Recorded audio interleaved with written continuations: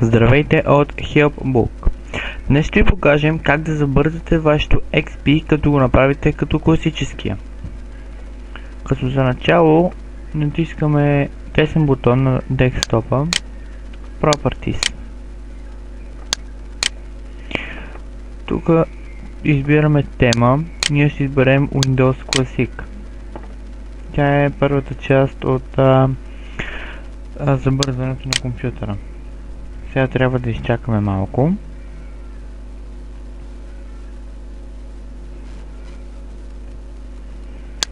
Както виждате, от сега сме с класическата тема на Windows.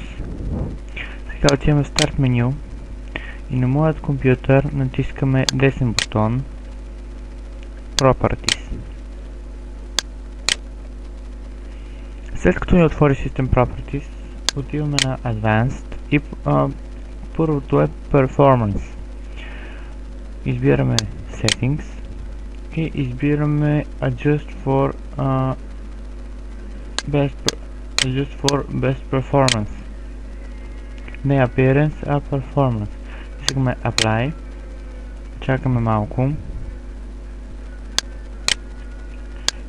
И от сега вече Windows ни е като класическия, много по-бърз и надежден. Отваря всичко по-бързо.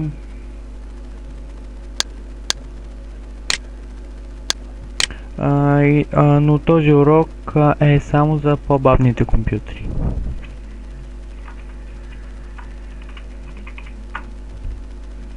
Благодарим ви, че гледахте.